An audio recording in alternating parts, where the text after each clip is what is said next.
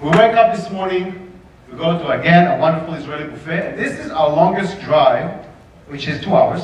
That's the longest drive you're going to have in Israel, going from the Sea of Galilee down to the Dead Sea, along the Via Rex, the Road of the King. So on this way, I will do exactly as tour guides do usually in Israel. You find other things to explain what you're about to see and other questions that people might have. So imagine that we are now just woke up, we're going to the bus, and we're heading out. So we're driving along this route, this is it, going down to the Dead Sea. And let's see things that we know we never thought about. Anyone knows what this is? Who knows? Let's continue. Anyone knows what this is? Eyes. So you have a nose and you have an eye, right? So you saw a nose and you saw an eye. And then if you look carefully, oh, that's a cute baby. Well, yeah, actually, that's my daughter. She has a mother's milk. She does. She's good. So, but my point is, you have a nose, you have an eye, but until I show you this, you don't have the full picture. What am I getting? People that always ask me, well, is it safe? I'm sure none of you ever thought about it. So I'm going to break that and I'm going to tell you right now. You cannot assume from a picture of the nose the entire picture. From one part of the body, you cannot assume the full picture. What am I getting at? When you look at the news today, and I watch it sadly almost every night just to get a whiff, you see people reporting from Jerusalem, but they're reporting about other countries. So you see the nose, you don't see the full picture. Why? Because Jerusalem is a safe city. Israel is a safe country. So they sit in Israel, they say reporting live from Israel, but they show in Syria, or they show in the West Bank. None of your tours will go to areas that have problems. Not to Syria, not to Gaza, so there's not a problem with that. But then when you say, okay, you're the government, that's what you're going to tell us. Let's look at numbers. My personal preference is the book of numbers, but let's check numbers. Government love their numbers. Me too. That's how it goes. So if we look at the numbers, in 2012 we have over 3.5 million tourists. We just said before that the entire population of Israel, everybody together, Druze, Baha'i, Muslim, Christian, all denominational Christian, Jews, everybody, it's 8 million. So if you have 3.5 million, if you do the math, almost what, every fourth person on the street is Israeli, is tourist, give or take, right? So look around and go Israeli, Israeli tourist, Israeli, Israeli tourist, Israeli, Israeli tourist. That's math. Now you say, okay, out of those 3.5 million tourists, how many of them came home safe and sound? Shocking news. Everybody. 100%. There's a joke about statistics, by the way, that 89% of statistics have been invented on the spot. Think about it, take some time to get that one. But okay, so when you look at the numbers, this is what we're talking about. So is it safe? Yes, it is very, very, very safe. If we continue on, you can walk anywhere, 24/7. Anywhere. I will not let my daughter go by herself to the park, which is right underneath our home. I will not do that. In Israel, not a problem. Not a problem. When I was a kid, also, not a problem. Walk anywhere, 24/7. Actually, I can tell you, there was one time that I felt very unsafe in my life. And I was with my wife and our daughter. And we walked down, it was about 6 p.m.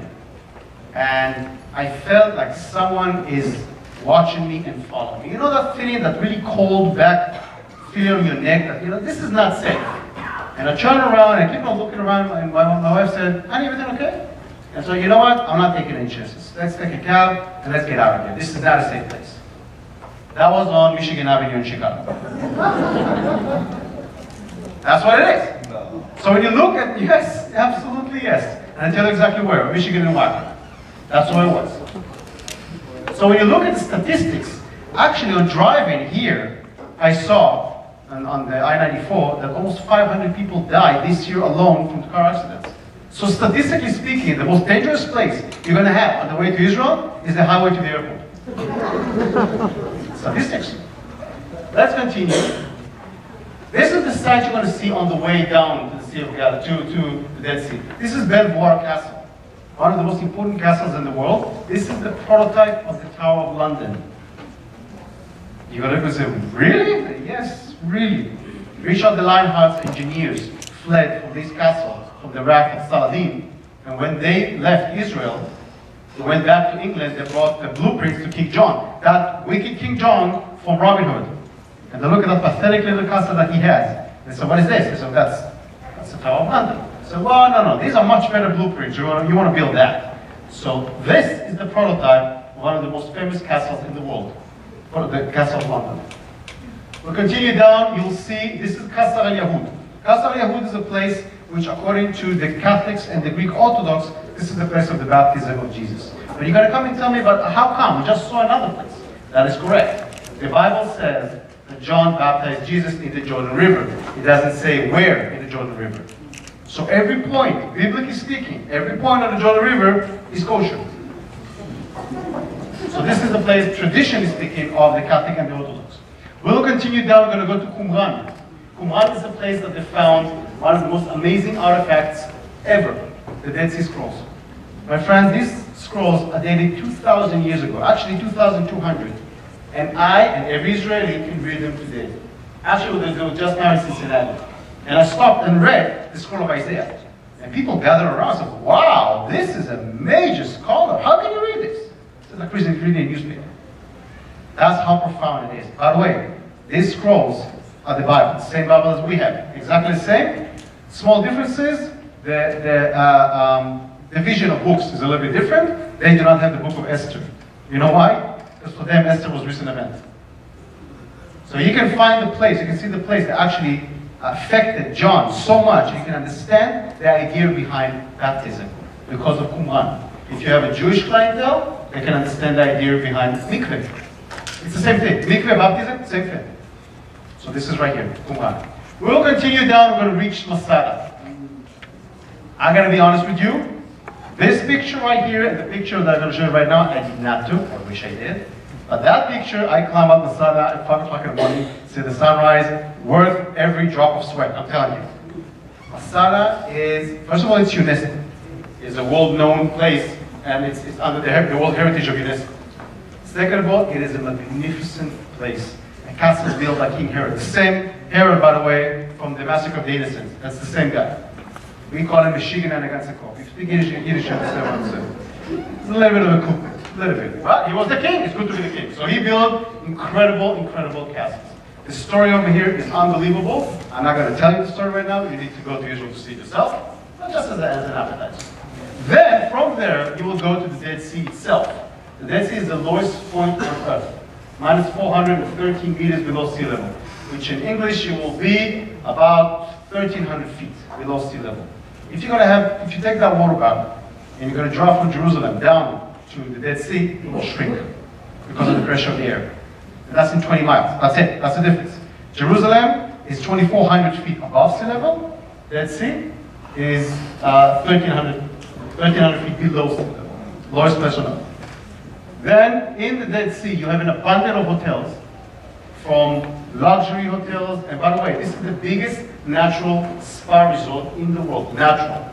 Actually, when you look at the inscription of Queen Cleopatra, the Queen Cleopatra, the girlfriend of Julius Caesar, she had a fight with King Herod about the Dead Sea. Not because it's magnificent and because of the lush rivers that you have over there, because it's one of the most important places for spa and minerals. And she's the queen, you know, she's entitled to have her spa. So today also, if you want to have first class spa in the world, that's the Dead Sea. By the way, one of the nicest places that people like to do, or things like to do, they put the mud on themselves. It's rich with minerals, it is absolutely amazing. And also, it's the only place I know in the world that people actually buy mud. But it's worth it. It's incredible, it really is incredible. You cannot sink in the Dead Sea.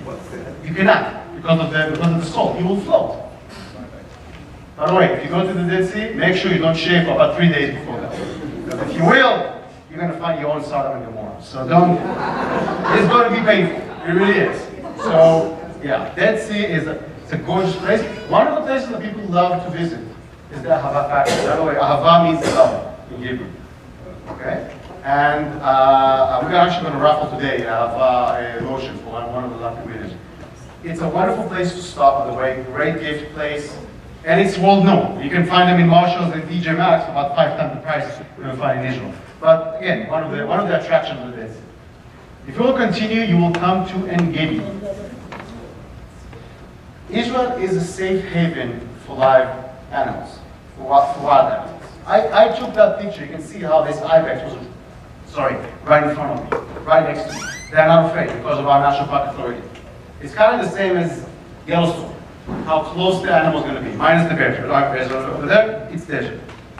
So why did I show you this picture? Because from here, after you rested, you made sure you're going to dip in the Dead Sea and float in the Dead Sea and take a lot of pictures. The most famous one is you lying down and reading a book on the Dead Sea. It really is. We will go to the place of Gedi.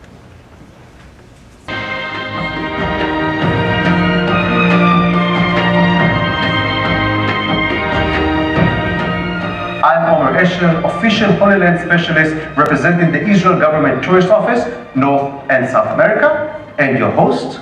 Today, we will talk about the encounter between David and Saul up on the high hills of Gedi, and about the actual moment when Saul finally understood that his kingdom is being taken away from him and being given to David. Gedi is a beautiful oasis, one of the largest oases in the entire Judean desert, located about an hour-and-a-half drive southeast of Jerusalem. It is also known as one of the most beautiful places in Israel, and actually one of the most beautiful places in the entire East. Queen Cleopatra called it heaven on earth. In 1 Samuel chapter 23, we read, when David knew that Saul plotted evil against him, he said to Abiathar the priest, bring the ephod here. Then David said, O Lord God of Israel, your servant has certainly heard that Saul seeks to come to Keilah to destroy the city for my sake. So David and his men, about 600, arose and departed from Keilah, and went wherever they could go.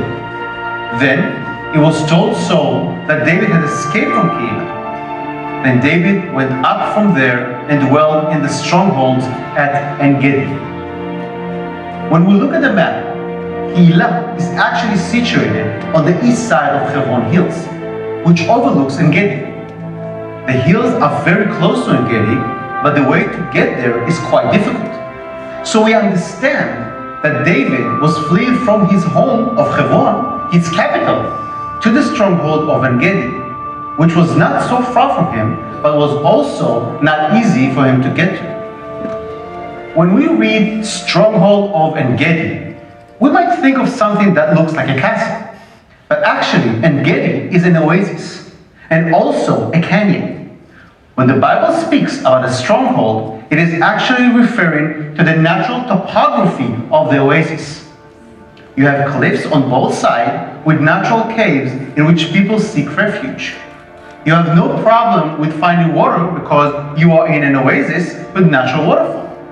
You have no problem finding food because you have many animals who come to the oasis for water and food. In fact, Gedi in Hebrew means spring of the goats or spring of the ibex. Let's continue in 1 Samuel chapter 24. Now it happened, when Saul had returned from following the Philistines, that it was told him, saying, take note, David is in the wilderness. Then Saul took 3,000 chosen men from all Israel and went to seek David and his men on the rocks of the wild goats. One of the most epic moments of the Bible is when David finally meets Saul at the cave. Continuing in 1 Samuel 24, David also arose afterwards, went out of the cave and called out to Saul, saying, my lord the king. And when Saul looked behind him, David stood with his face to the earth and bowed down. And David said to Saul, why do you listen to the word of men who say, indeed, David seeks your harm? Look, this day your eyes have seen that the Lord delivered you today into my hands in the cave. And someone urged me to kill you, but my eye spared you. And I said, I will not stretch out my hand against my Lord, for he is the Lord's anointed. Let the Lord judge between you and me, and let the Lord avenge me on you. So it was, when David had finished speaking these words to Saul, that Saul said, "Is this your voice, my son David?" And Saul lifted up his voice and wept. Then he said to David, "You are more righteous than I, for you have rewarded me with good, whereas I have rewarded you with evil. And you have shown me this day how you have dealt well with me. For when the Lord delivered me into your hand, you did not kill me. And now I know indeed that you shall surely be king, and that the kingdom of Israel shall be established in your hands." So chapter 24 explains to us how the kingdom was torn from Saul and his sons and given away to David and the house of David to rule over Judea and Israel. The most amazing thing about Gedi is that the topography hasn't changed in 3,000 years. So today, when you go to Gedi, you will see the same wild goats, the ibex, which the state of Israel brought from the edge of extinction in the 20th century. You will be able to go to one of the caves and experience that magnificent, dramatic moment of Saul weeping in front of David and bowing to him and saying to him, "You shall be the next king." Only in Israel will the Bible